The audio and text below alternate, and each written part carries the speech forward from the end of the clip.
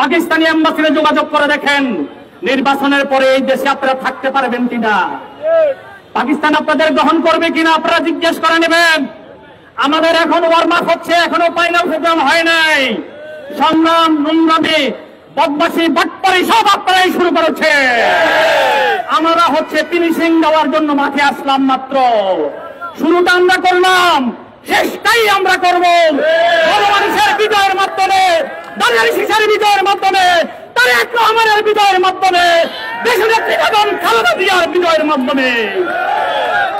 আপনারা জামাত ইসলাম যদি এদেশে থাকতে চান, হেফাজত সহ,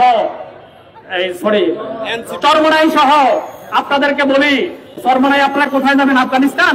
তাও যোগাযোগ করে দেখেন। কারণ আপনারা ঘোষণা দিয়েছেন আপনারা বাংলাদেশ থেকে আফগানিস্তান বানাতে চান। ভালো কথা, আপনারা আফগানিস্তানের এম্বাসিতে যোগাযোগ করেন। আর জামাত যারা আছে তারা দয়া করে পাকিস্তানের এম্বাসিতে যোগাযোগ করেন। ওনারা আপনাদের দায়িত্ব নেবে কিনা, তাহলে রাষ্ট্রের সাথে আমরা আপনাদেরকে এম্বাসিতে সাপোর্ট করতে রাজি, আমরা পাকিস্তান পাঠাতে রাজি। যদি এম্বাসি যদি দায়িত্ব না নেয়, নির্বাচনের পরে আপনাদের হবেটা কি? আমরা কিন্তু অত মানবিক না, আমাদের দায় দরদ আছে। আমাদের দরদের জায়গা থেকে আমরা বলছি, স্পষ্টত আপনাদের বলছি, ওই রোহিঙ্গা ক্যাম্পের মতো আপনাদের আলাদা ক্যাম্প করে পাঠিয়ে রাখা হবে। আপনার রাজনৈতিক বিরোধ মতবিরোধ থাকতে পারে, বিরোধ মতামত থাকতে পারে, বক্তব্য থাকতে পারে, তারেক রহমানের প্রতি আপনার শ্রদ্ধা থাকতেই হবে।